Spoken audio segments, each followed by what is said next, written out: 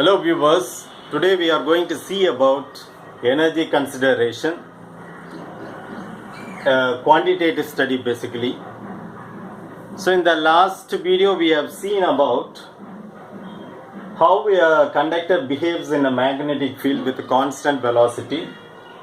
So we have PQRS, this is a conductor, and PQ has the provision for sliding with a uniform velocity. So it moves with a uniform velocity, PQ conductor. So the distance is x and this width is L. The PQ resistance is R. For this analysis we take PQ resistance is small r. The other arm resistances, that is QR, RS and RP, these values are negligible compared to PQ. Therefore we can omit. So we are considering the resistance of PQ, which is small r, which is very high compared to the resistance of the QR, RS and SP, and we have already seen that arm is PQ is moving with a constant velocity. Now we know that current is equal to V by R, that is potential difference divided by R.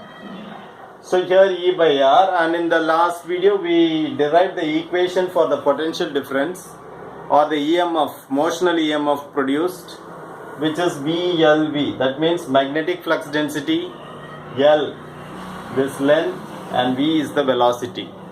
So the motional EMF depends on magnetic flux density, L, this length, and here the same length. So the length of the conductor PQ and velocity divided by R. Okay. Now by Lorentz force we know force is equal to I into L cross B. It's a vector quantity. So the force on the arm PQ, force is equal to I. L cross B can be written as magnitude of L, magnitude of B, and sin theta. Here sin theta is 90. So sin 90 is 1. Therefore ILB. So force is equal to ILB. So since the conductor is moving with a velocity and it is inside the magnetic field, so the conductor experiences a force. That force can be equated with Lorentz force equation, and we have Lorentz force equation, force is equal to I into L cross B. Since the angle is 90, sin 90 is 1, therefore we have force is equal to ILB. Now but from here we have what is I is BLV by R. So you substitute the value for I, which is BLV by R here. So I is BLV by R into LB. That means B square, L square, B divided by R. This is force. The force experienced by this PQ conductor in the magnetic field where the conductor is moving with a constant velocity. Okay. But we know the power is equal to force into velocity. Okay, so force, already we have B square L square V by R into V. So therefore if you multiply this term with V, this will become B square L square V square by R, that is power. Now if you see, this power depends on magnetic flux density, length, velocity and resistance R, resistance of the conductor.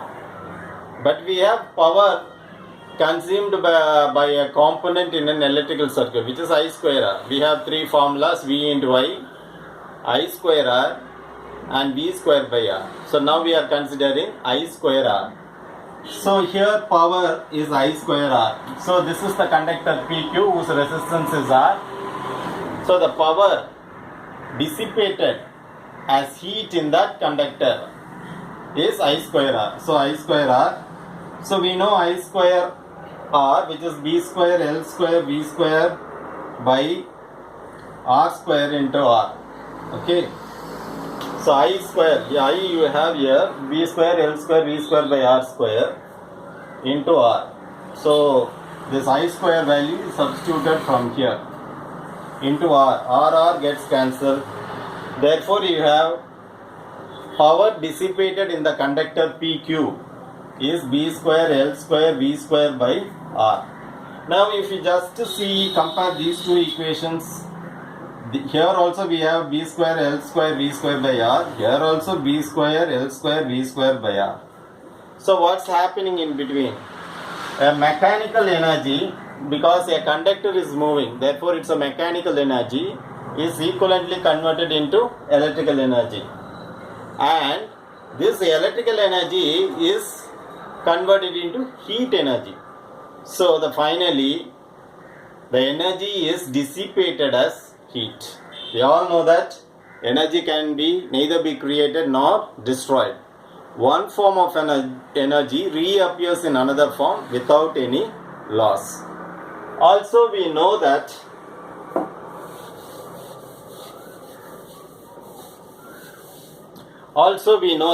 the magnitude of the voltage or potential difference is equal to del phi V by del T. Okay, this we already know. So if you remember inductance VL, we have two equations. L, voltage across the inductance is L di by dt. That is, if you assume L to be 1 Henry, then rate of change of current. You have one more formula, which is N d pi by dt. That is, if you assume N as 1 turn, then you have d pi by dt. The d pi by dt, small change in flux during the period of very small time dt. So that's what it is del pi b by del t is the voltage drop across an inductor basically. If it is going to be a single coil, then you will have N value as 1. So we have this relation already. Then we have the voltage drop across a resistor, which is equal to I into R. Okay. So current multiplied by resistance is nothing but voltage or potential difference, which is measured in volts. Okay. But what is I? I is what? Current. Current means charge divided by time. So this is del Q by del T into R. Okay. Now these two are equal. Voltage developed or potential difference. So since this left hand side is equal for these equations, the right hand side has to be equal. Therefore I can say del phi B by del T is equal to del Q by del T into R. Okay. Just I am comparing voltage of this first equation and second equation. So right hand side I am equating. That's all. Okay. So from this, if you see this, del T and del T gets cancelled. Therefore, del Q is equal to del phi V divided by R. That is, the small value of charge is equal to the small value of flux that is there in the conductor divided by R.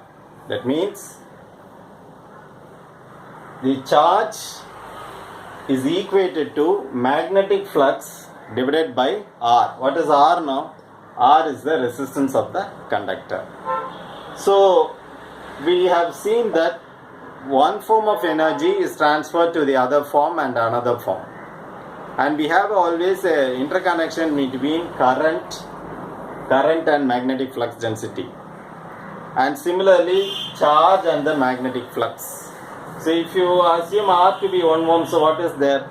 Del Q is equal to del pi B. That means the small charge is equal to small magnetic flux. So we have a relation like that. Okay. So this is basically a quantitative study to understand the power dissipated or energy. So one form of energy is transferred to some other form, mechanical energy, electrical energy, and finally it is dissipated as heat. So that's all about energy consideration. Hope you have understood this topic. Thanks for watching. Nandri.